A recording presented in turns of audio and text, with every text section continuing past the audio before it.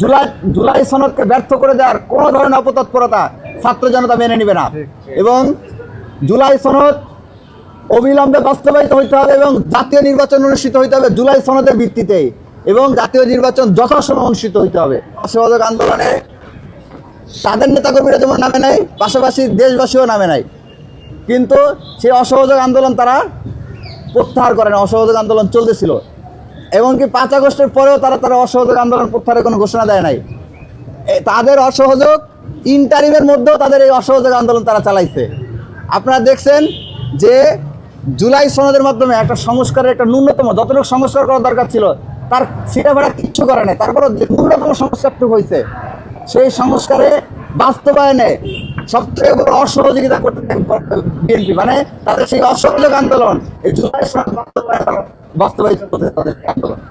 আমরা এই সমাজ থেকে জুলাই ঐক্যের পক্ষ থেকে হুঁশিয়ারি করে বলে দিতে চাই, জুলাই সনদকে ব্যর্থ করে দেওয়ার কোনো ধরনের অপতৎপরতা ছাত্র জনতা মেনে নেবে না এবং জুলাই সনদ অবিলম্বে বাস্তবায়িত হইতে হবে এবং জাতীয় নির্বাচন অনুষ্ঠিত হইতে হবে জুলাই সনদের ভিত্তিতে এবং জাতীয় নির্বাচন যথাসময়ে অনুষ্ঠিত হইতে হবে।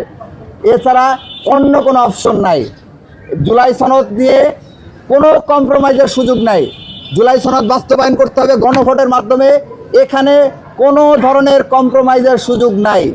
পাশাপাশি আপনারা জানেন আজকে যে গুরুত্বপূর্ণ ইস্যুটা নিয়ে আসছি যে এই খুনি লীগ, নিষিদ্ধ লীগ, এই সশস্ত্র জঙ্গি লীগ, এরা 5 আগস্টের পর থেকে দিল্লিকে তাদের রাজধানী বানায়া, ক্যান্টনমেন্ট বানায়া, সেখান থেকে বাংলাদেশে অরাজক পরিস্থিতি সৃষ্টি করার জন্য নানা রকম পায়তারা তারা চালাইছে 5 আগস্টের পর থেকে। কখনো তারা এখানে সংখ্যালঘুদেরকে তাদের হাতিয়ার বানাইছে, কখনো বিভিন্ন চাকরিজীবীদেরকে হাতিয়ার বানাইছে, কখনো আনসারকে হাতিয়ার বানাইছে।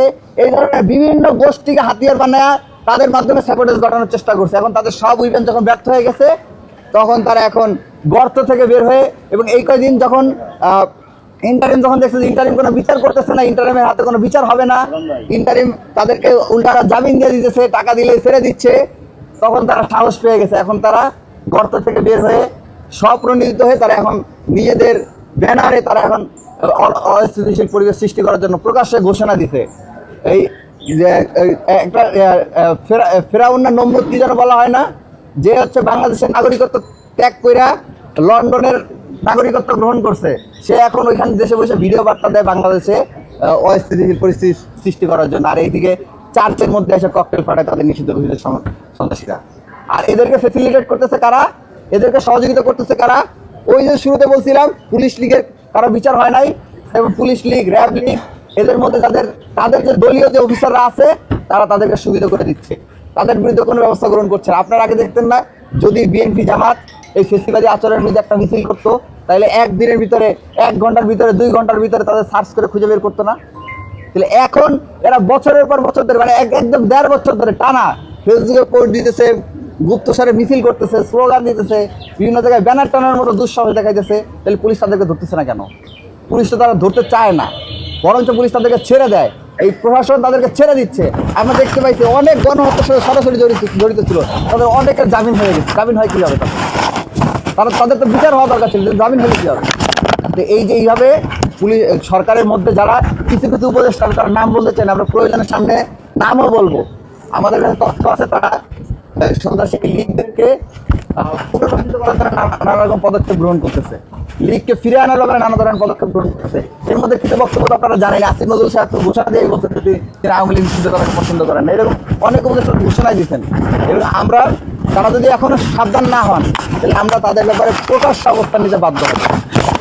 আজকে যখন এই পুলিশ, র্যাব, অন্যান্য আইন শৃঙ্খলা রক্ষাকারী বাহিনীরা এবং সরকারের বিভিন্ন প্রশাসনের অভ্যন্তরীণ অফিসাররা যখন এই ব্যাপারে কোনো পদক্ষেপ গ্রহণ করছে না, তখন তারা সাহস পেয়ে এখন বিভিন্ন জায়গায় তারা ককটেল ফুটানোর মতো সাহস দেখাচ্ছে, ঝটিকা মিছিল করার মতো সাহস দেখাচ্ছে। ইতিমধ্যে আপনারা দেখেছেন কয়েকটা বাসে তারা আগুন দিছে।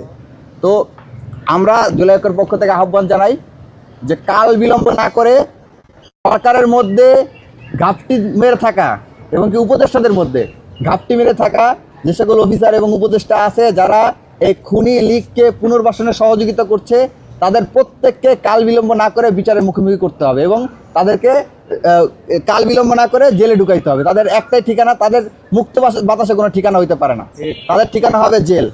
আর দ্বিতীয়ত এই খুনি সন্ত্রাসী লীগ প্রত্যেককে গ্রেপ্তার করতে হবে। যারা যারা ভিডিও বার্তা দিয়েছে বিভিন্ন জায়গা থেকে, বিভিন্ন জায়গায় বাড়ি গ্রাম থেকে লুকায় লুকায় ভিডিও বার্তা দিতেছে, তাদের প্রত্যেককে ট্রেস করে গ্রেপ্তার করতে হবে। পাশাপাশি আমরা দেশবাসীর প্রতি আহ্বান জানাবো যে এরা যেভাবে গণহত্যা চালাইছে, এদের আর কোনো রাজনৈতিক তো বটে কোনো অধিকার থাকার কোনো রাইটস তাদের নাই।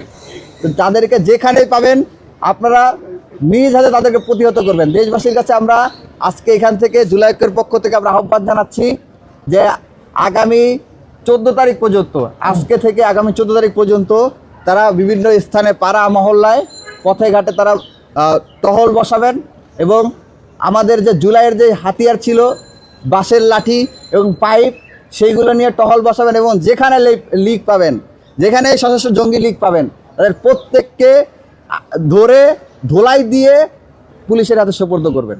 এবং আমাদের জুলাই ঐক্যের আগামী 3 দিনব্যাপী যে কর্মসূচি আছে, সেই কর্মসূচিটা আমরা ঘোষণা করছি। খুনি হাসিনার ফাঁসি ও জুলাই সনদ বাস্তবায়নের দাবিতে আগামী 12ই নভেম্বর মানে আগামীকাল আমাদের 4টা বিভাগীয় শহরে আমাদের বিক্ষোভ মিছিল অনুষ্ঠিত হবে। প্রথমত ঢাকায়, দ্বিতীয়ত চট্টগ্রামে, তৃতীয়ত বরিশাল এবং চতুর্থত সিলেট। এই 4টা বিভাগীয় শহরে জুলাই ঐক্যের বিক্ষোভ মিছিল অনুষ্ঠিত হবে এবং আমরা দেশবাসীকে আহ্বান জানাচ্ছি এবং পাশাপাশি আমরাও সমন্বয় করে আওয়ামী লীগের নৈরাজ্য প্রশাসনের বিতর্কিত ভূমিকার প্রতিবাদে 13 নভেম্বর দেশের গুরুত্বপূর্ণ স্থানগুলোতে, যেসব স্থানগুলোতে তারা বের হইতে পারে এরকম বলে আশঙ্কা আছে, সে সকল গুরুত্বপূর্ণ স্থানগুলোতে সবাই অবস্থান গ্রহণ করবে এবং পূর্ণ প্রস্তুতি নিয়ে অবস্থান গ্রহণ করবে। কারণ এদের প্রত্যেকের হাতে আপনারা জানেন যে অস্ত্রগুলো লুট হয়েছে, এই অস্ত্রগুলো প্রত্যেকের হাতে আছে, এখনও গ্রেনেডগুলো এখনও তাদের কাছে আছে। তারা ককটেল ফাটায়, গ্রেনেড ফাটায়, এগুলো পায় কই তারা গত 15-16 বছর ধরে যেগুলো রাষ্ট্রীয় জায়গা থেকে মজুত করেছে সেগুলো আছে। পাশাপাশি জুলাই অভ্যুত্থানের সময় যেই অস্ত্রাগারগুলো লুট করেছে সেই অস্ত্রগুলো এখনও তাদের হাতে আছে। তো সুতরাং তাদের হাতে যদি অস্ত্র থাকে, আমরা একবারে বিনা প্রস্তুতিতে বসলে হবে না, আমাদের প্রত্যেককে পূর্ণ প্রস্তুতি নিয়ে অবস্থান নিতে হবে। আমাদের এই 2টো কর্মসূচি এবং পাশাপাশি আমরা আরেকটা বিষয়ে আহ্বান জানাচ্ছি গভর্নমেন্টের প্রতি।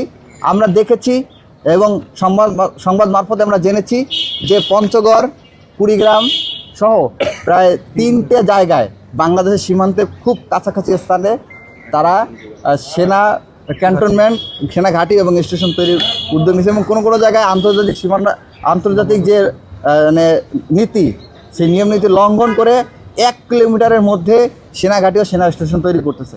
তো সেই ক্ষেত্রে আমরা বাংলাদেশ গভর্নমেন্টের প্রতি আহ্বান জানাবো, এই নত জানে পররাষ্ট্র নীতির দিন বহুত আগে শেষ হয়ে গেছে, ওই দিন শেষ হয়ে গেছে। কেউ ধমকাবে চমকাবে, তাদেরকে আগেই পিছনে রাস্তা দেখাই দিতে হবে। পররাষ্ট্রমন্ত্রীকে, পররাষ্ট্র উপদেষ্টাকে, পররাষ্ট্র দপ্তরকে কথা বলতে হবে ভারতের চোখে চোখ রেখে জবাব দিতে হবে তারা কোন সাহসে এই ধরনের বাংলাদেশের নিরাপত্তার জন্য হুমকি, এই ধরনের পদক্ষেপ তারা গ্রহণ করলো। এই বিষয়ে বাংলাদেশ সরকারকে তার অবস্থান স্পষ্ট করতে হবে, পাশাপাশি ভারতকে প্রেশার ক্রিয়েট করতে হবে। আর সর্বশেষ হচ্ছে বাংলাদেশের নিরাপত্তা ব্যবস্থা করার ক্ষেত্রে, ডিফেন্স সিস্টেম বৃদ্ধি করার ক্ষেত্রে, শক্তিশালী করার ক্ষেত্রে পদক্ষেপ গ্রহণ করতে এবং এই সকল স্থানগুলোতে বাংলাদেশের সীমান্তবর্তী স্থানে বাংলাদেশকেও তাদের সেনা ঘাঁটি এবং সেনা ক্যাম্পগুলো আরও শক্তিশালী করতে হবে।